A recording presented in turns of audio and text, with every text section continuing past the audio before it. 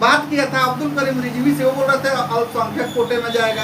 हमने बहुत सारे नेताओं से बात किया, वो लोग बोल रहे हैं कि हमको मिल रहा है। आपके नज़र से क्या लग रहा है, बढ़िया किसके खाते में जाने वाला है? देखिए, नीतीश कुमार कभी भी जनता को फ्री देने के पक्ष नहीं है, और ये मैं जिला का मुख्य प्रवक्ता होने के नाते भी दोहरा रहा हूँ, जब भी जाएँ तो अपने समाज, अपने बाल बच्चे और अपने अजन्मे बच्चे का भी भविष्य देखें। तो मुकेश जी, महाराजगंज सीट खाली है, बढ़िया सीट खाली है,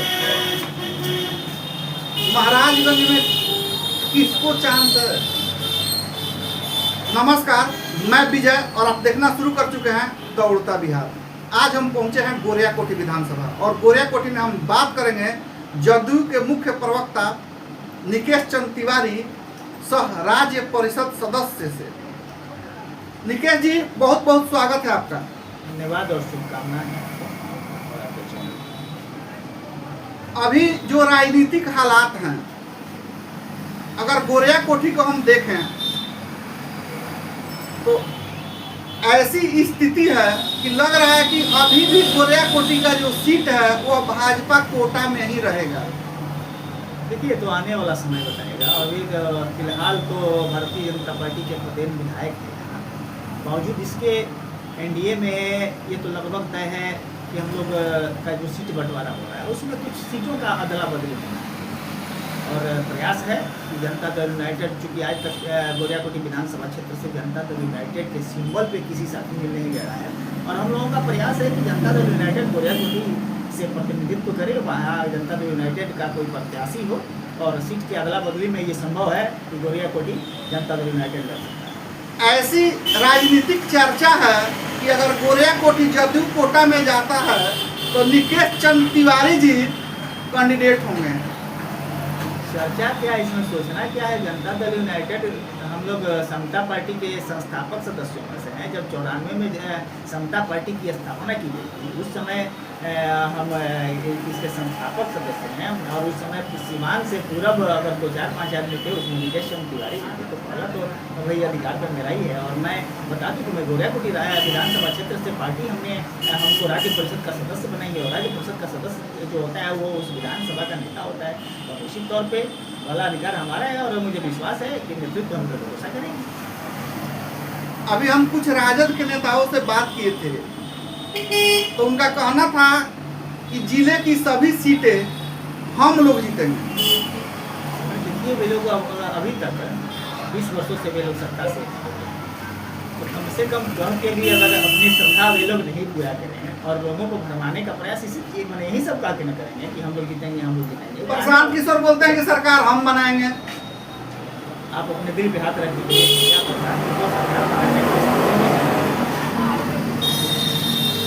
इसका जवाब तो आपको स्वयं आपको मिल जाएगा। और आप जब समाज में घूम रहे हैं तो आप देख रहे हैं कि किसकी कितनी भागीदारी है, और समाज में किसकी कितनी उपयोगिता है, और कितना समाज को कौन दिया है। तो ये जनता कभी गद्दार नहीं होती, जनता पूरी ईमानदार होती है, और जनता के लिए जो अपना सब कुछ न्यौछावर करता है, जनता के सुख दुख में अपन का सहभागी होता है, और अपने उत्तरदायित्व का निर्वहन जनता के प्रति जो करता है, निश्चित तौर पर जनता उसके साथ होती है। और आप देख रहे हैं 20 वर्षों से नीतीश कुमार के साथ पूरे बिहार की 14 करोड़ जनता पूरे बिहार के नीतीश कुमार के साथ है, और आगे भी रहेगी। कुछ भाजपा के नेताओं का कहना है कि यहाँ से भाजपा काफी मजबूत है सीमांत जिले में जदयू की अपेक्षा। देखिए, हम गठबंधन धर्म को पालन करने वाले लोग हैं, और भाजपा हमारे गठबंधन का एक मजबूत हिस्सा है, वो हमारा एक साथी है और घटक दल है। निश्चित तौर पे ये अकेले, अब हम लोग बात अकेले जनता दल यूनाइटेड और बीजेपी और लोजपा रालोमो और हम नहीं करते हैं।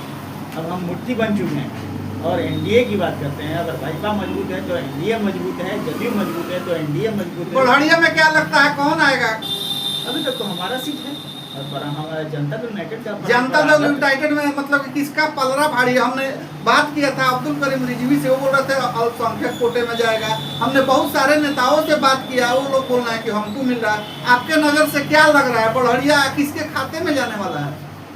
देखिए, आप एक ही सवाल में 2 सवाल 3 सवाल डालते, यही होती है पत्रकारों की बारीकी जो आप होती है। आपने जो दिखाया, पहली बात, जनता दल यूनाइटेड जाति पाति धर्म संप्रदाय में विश्वास नहीं करता है, वो समाज में विश्वास करता है।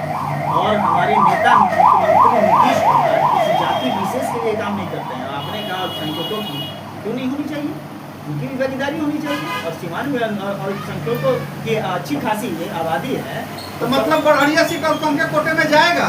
यह अभी तो आप हमारी पूरी बात नहीं सुने, अधूरी बात लेके आप बीच में मत टोकिए। जब आप कह रहे थे तो हम सुन रहे थे, तो जब हम कह रहे हैं तो आप सुनिए। तो जाति पाति, हमने कहा कि जाति पाति में हमारे नेता विश्वास नहीं करते। मैं ये नहीं कहता हूँ कि अमुक जाति को मिले अमुक जाति को न मिले, लेकिन मैं इतना जरूर कहूँगा कि जो पार्टी के लिए समर्पित है और हमेशा नीतीश कुमार के इरादे पर और उनके विचारधारा को जमीन पर उतारता है, और जो हमारा साथी है, बुरे दिनों का साथी है, वैसे साथी को जरूर मिलना चाहिए। और वैसे साथी को अगर मिलता है तो जनता इस बार विधानसभा में बढ़िया का प्रतिनिधित्व जनता यूनाइटेड के साथी को उतार के भेजेगी और पटना पहुँचाएगी। अभी क्या लग रहा है बढ़िया किसको मिलने वाला है? देखिए, ये हमारे दल में आंतरिक लोकतंत्र है, और ये सब निर्णय केंद्रीय नेतृत्व लेता है। इसके लिए हमारे राष्ट्रीय अध्यक्ष और बिहार के यशस्वी मुख्यमंत्री नीतीश कुमार जी हैं, और भी हमारे जो वरीय नेता हैं वे लोग हैं। वो पार्टी शिष्टमंडल, जो शीर्ष शिष्टमंडल होता है वो तय करता है, वो हम लोगों के बस का बात नहीं है। और पार्टी जो भी करेगी उचित तौर पे वो अच्छा करेगी और सारे लोग उसको मानेंगे। अभी जो हालात हैं सीमांत के, जिस तरीका से क्राइम का ग्राफ बढ़ा है, क्या पहले वाली नीतीश सरकार है या पीछे से कोई और चला रहा है? देखिए, नीतीश कुमार के बारे में ये जानकारी है, नीतीश कुमार का भी प्रेशर में पॉलिटिक्स होती है। और आपने देखा, एक नहीं कई अनेक उदाहरण हैं। नीतीश कुमार ने जो जीरो टॉलरेंस की जो नीति अपनाई, उन्होंने कहा है कि ट्रिपल सी से कभी कॉम्प्रोमाइज़ नहीं करते नीतीश कुमार। और उन्होंने अपने 20 वर्षों के शासनकाल में इसको भली भांति सतह पे उतारा भी है। और जहाँ तक आपने बात कहा है क्राइम बढ़ी है और पीछे से कोई और चला रहा है, तो उन्होंने बता दिया कि नीतीश कुमार कभी प्रेशर पॉलिटिक्स नहीं करते हैं। नीतीश कुमार को यदि कोई चाहे जमात बनाए या आपको बहला फुसला के उनका निर्णय ये बदलवा दें, तो ये न भूतो न भविष्य। बिहार में ऐसा कोई नहीं है जो नीतीश कुमार पर दबाव डाल के कोई काम करा दे। और दूसरी बात, आपने कहा कि क्राइम बढ़ गया। क्राइम अगर मेरी ही सरकार के तुलना में देखा है कि इधर विगत कुछ दिनों से निश्चित तौर पर बढ़ा है, लेकिन देखना ये है क्राइम आज से 20 साल पहले जो होते थे और आज जो क्राइम, उन दोनों में अंतर। पहले जो क्राइम होते थे वे खुली आपराधिक थे, लेकिन अभी जो क्राइम हो रहा है उसमें अधिकतर उसका 60% हिस्सा जो होता है वो जमीनी विवाद होता है, और लगभग 30% वो प्रेम प्रसंग होता है। और सबसे बड़ी बात ये है कि जब क्राइम होता है तो देखना है कि हमारी सरकार और पुलिस कितनी तत्परता से काम करती है। यही हमारी पुलिस आज से 20 वही तकनीक प्रशासन था, वही व्यवस्था थी, वही सरकार थी, लेकिन कोई देखता नहीं था, कोई देखने वाला नहीं था, कोई पूछने वाला नहीं था। उस समय यहाँ तक कि IAS IPS और पुलिस भी सुरक्षित नहीं थे, उनके परिवारजनों के साथ हत्या, अपहरण और बलात्कार होते थे। लेकिन आज अगर छोटी सी भी क्राइम हो रही है तो वहीं त्वरित हमारी जनता के पहुँचने से पहले हमारी पुलिस वहाँ पहुँच रही है। और 24 घंटे, 48 घंटे और 72 घंटे में हम लोगों ने, हमारी पुलिस ने बड़ी बड़ी घटनाओं को अंजाम देने वाले को पकड़ के और पर्दाफाश किया है, उसका निराकरण किया है। और आज देखिए कि कितने अपराधी सलाखों के पीछे हैं। और निश्चित तौर पर आने वाला जो समय होगा वो बिहार के भविष्य उज्जवल होगा और क्राइम कंट्रोल होगा। और इसके लिए एक और बात देखिए, कितना महत्वपूर्ण बात नीतीश कुमार जी ने जो सर्वे वाला जमीन सर्वे और जमीन जमाबंदी का जो काम शुरू किया है, इससे आपका लगभग 70% क्राइम बिहार में बच गया। तो हम अपील करना चाहेंगे आपकी इस माध्यम से, आपके चैनल के माध्यम से, कि जितने भी हमारे बिहार के भूस्वामी लोग हैं, जो गरीब तबका भी है या बड़े भूस्वामी हैं, वे सब लोग पहले एकदम एग्रेसिव होकर और अपनी ज़मीन का सर्वे और जमाबंदी का कार्य पूर्ण कराएं। और निश्चित तौर पे इससे न कि सिर्फ आपको बल्कि समाज को फायदा होने वाला है क्राइम। उत्तर प्रदेश में सरकार बुलडोजर, बिहार में क्यों नहीं? आखिर केंद्र में तो एनडीए की सरकार है। आपने जो सवाल किया, हर किसी को अपने काम करने का स्टाइल अलग होता है। और हमारे नीतीश कुमार समाजवादी नेता है, उनका काम करने का स्टाइल अलग है, और मोदी और आदरणीय योगी बाबा का काम करने का स्टाइल अलग है। लेकिन दोनों सरकार अच्छा काम कर रही है और दोनों को हमने एक सवाल पूछा था कि आखिर पीछे से कोई फैसले ले रहा है या नहीं।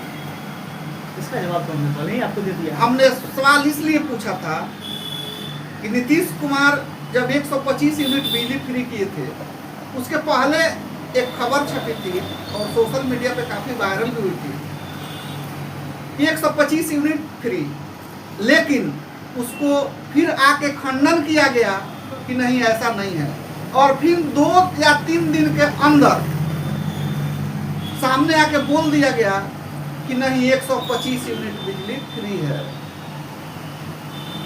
देखिए, नीतीश कुमार कभी भी जनता को फ्री देने के पक्ष में नहीं है, और ये मैं जिला का मुख्य प्रवक्ता होने के नाते भी कह रहा हूँ। नीतीश कुमार का बयान भी है कि जनता को कभी फ्री में कुछ मत दो, इसलिए मत दो, और इससे जनता नहीं और एक व्यक्ति की कार्य क्षमता घटती है, और कार्य क्षमता जब घटती है तो न कि सिर्फ उसका, उसके समाज का, उसके राष्ट्र का, सुनिए ना हमारी बात सुनिए सर, समाज का और राष्ट्र का भी नुकसान होता है। कार्य क्षमता जब घटेगी तो हमारा राष्ट्र की वृद्धि जो विकास दर होता है वो घट जाएगा। नीतीश कुमार ने किया क्या है, फ्री ने देखिए अनुदान दिया है। जो हम पहले भी अनुदान दे रहे थे उसकी मात्रा कुछ कम थी, और जब स्मार्ट मीटर लग रहा था तो बिहार के लोग की जनता को लगा कि ये कहीं ना कहीं इसमें कुछ गड़बड़ी है, और निश्चित तौर पे सरकारी तंत्र से भी अगर उसका सर्वे कराया गया तो कहीं नहीं तो कुछ त्रुटियाँ उसमें थी। नीतीश कुमार ने उस त्रुटियों को दूर करने के लिए ये अनुदान देने का काम किया, और अनुदान इस मायने में कि 125 यूनिट तक जो खर्च आता है ये सरकार अनुदान दे रही है। अब उसमें 2 तरह की बातें हैं, अगर 125 से कम आ पाता है तो आपको फ्री हो गया, इसी को लोग आपके जैसे पत्रकार लोग और हमारे विरोधी लोग इसी को फ्री कर रहे हैं, जबकि 125 यूनिट से बाहर के दायरे में जो आते हैं उनका 125 यूनिट तक ही अनुदान में है, उतना फ्री हो रहा है। उसके बाद रेट देना ही पड़ रहा है, सरकारी रेट देना पड़ रहा है, बिजली का रेट देना पड़ रहा है। ये फ्री कहाँ हुआ, ये अनुदान हुआ, और हमने अनुदान दिया है न कि फ्री दिया। जो भी विरोधी खेमा है, जो भी विरोधी लोग हैं, वो बोल रहे हैं कि केजरीवाल की फ्री रेवड़ी वाली प्लान पे नीतीश कुमार निकल चुके हैं। देखिए, दूसरे किसी से तुलना हमारे नेता नीतीश कुमार की नहीं की जा सकती, और केजरीवाल और मैं नाम नहीं लेना चाहता हूँ, और ये लोग और इनका कद, इन लोगों का कद और नीतीश कुमार का कद बहुत ऊंचा है, कोई तुलना नहीं है। इसलिए आगे बढ़िए, दूसरा सवाल करिए। यहाँ पे अगर हम पूरे बिहार की बात करें तो पूरे बिहार में कितनी सीटों का अनुमान है? निश्चित तौर पे हमने टारगेट किया है 225 से ऊपर लाना है, और लगता भी नहीं है, और वैसे नहीं है कि हम जो कह दें वही होगा, लेकिन परफॉर्मेंस बेहतर रहेगा। प्रचंड जीत के साथ आएगी और पूर्ण बहुमत में अपार जन समर्थन के साथ हमारी सरकार बनेगी। स्वराज के नेता का कहना है कि जो भी लोग वोट देने जाए अपने बच्चे का मुंह देख कर जाए। इसका क्या मायने हो सकता है? निश्चित तौर पे ये तो बात हम भी कहेंगे, जब लोग वोट देने जाएं तो अपने समाज, अपने गांव, अपने कस्बे, यहाँ तक अपने अजन्मे बच्चे का भी भविष्य देके जाएं। क्योंकि नीतीश कुमार एक इकलौते ऐसे शख्स हैं जो जब बच्चा गर्भ में है तब से लेकर और जब व्यक्ति मृत्यु के सैया पे जाता है, मृत्यु हो जाता है, उसके बावजूद भी ख्याल रखते हैं तो नीतीश कुमार। और ये तो हम साधुवाद देना चाहेंगे प्रशांत किशोर जी को कि आप हमारा ही प्रचार कर रहे हैं, और ये सही बात कर रहे हैं कि जब भी जाएँ तो अपने समाज, अपने बाल बच्चे और अपने अजन्मे बच्चे का भी भविष्य देखें कि किसके हाथ में भविष्य उनका सुरक्षित है, और उन्हीं को वोट दें। तो निश्चित तौर पर नीतीश कुमार को जब ईमानदारी से अपने दिल पे हाथ रख के आप सोचिएगा तो निश्चित तौर पर नीतीश कुमार को भी वोट करिएगा, और एनडीए की सरकार बनेगी नीतीश कुमार के नेतृत्व में। जन स्वराज के आखिर आपको क्या लगता है कितने सीटें जीतने का अनुमान है? अरे छोड़िए ना, दूसरों की बातें क्यों करते हैं? हमारी सरकार बनेगी और पूर्ण बहुमत के साथ बनेगी, और आपने कहा है कि कितना सीट, तो हम क्यों चाहेंगे कि हम एक ही हारें, लेकिन परफॉर्मेंस हमारा बेहतर होगा और सरकार हमारी बनेगी नीतीश कुमार के नेतृत्व में। नीतीश कुमार मुख्यमंत्री बनेंगे? अरे हमने कई बार कहा नीतीश कुमार के नेतृत्व में हम चुनाव लड़ रहे हैं। दूसरा बिहार में नेता कौन है जी? नीतीश कुमार का पैरेलल बढ़ने वाला कोई नेता है? नीतीश कुमार निर्विवाद रूप से बिहार के सीएम है, और वो इतिहास गवाह है भाई कि आज़ादी के 75-80 वर्षों में ये तो दुर्भाग्य रहा बिहार को कि बहुत देर के बाद नीतीश कुमार जैसा सीएम मिला। मात्र 20 वर्षों में हमने एक उजड़े, एक बीमारू बिहार को कहाँ पहुँचाया, ये कोई कल्पना भी कर सकता था? आप सोच सकते थे, हम सोच सकते थे कि जिस रोड पे हम चल रहे हैं ये कभी भी इसकी स्थिति ऐसी होगी। नीतीश कुमार ने उजड़े बिहार को एक हरा भरा चमन दिया है बिहार के लोगों के लिए, और बिहार के लोग निश्चित तौर पर तरमीम देंगे नीतीश कुमार को, और पुनः 2025 में नीतीश कुमार को ही सत्ता पे आसीन करेंगे और उन्हें ही मुख्यमंत्री के रूप में देखना चाहते हैं। कुछ विरोधी नेता ये भी बोलते हैं कि जब भी मोदी आते हैं ट्रेन देके जाते हैं, बिहार के लोग बैठ के नौकरी करने जाता है, लेकिन बिहार में इंडस्ट्री की बात नहीं करते हैं। बहुत अच्छी बात है। अपने अगर नीतीश कुमार को आप फॉलो करते हो या आप नहीं भी फॉलो करते हो तो आप मीडिया के लोग हैं, आप जानते हैं कि जब नीतीश कुमार ने 2020 में सत्ता संभाली तो उसमें उन्होंने घोषणा किया था कि हम 10 लाख लोगों को रोजगार और नौकरी देंगे। आपको याद है? पता है आपको कि आज हम इस आंकड़े को कहाँ तक पार किए हैं?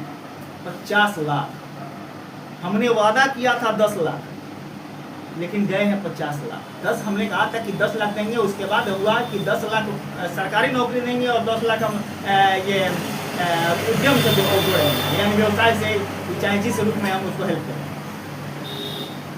तो हमने जो 10 लाख सरकारी नौकरी का आंकड़ा था, ये 10 लाख सरकारी 5 वर्षों में हमारी सरकार ने, नीतीश कुमार ने 9 सृजित और जहाँ कुछ खाली पद थे उसको भर दिया, हमको 10.5 लाख।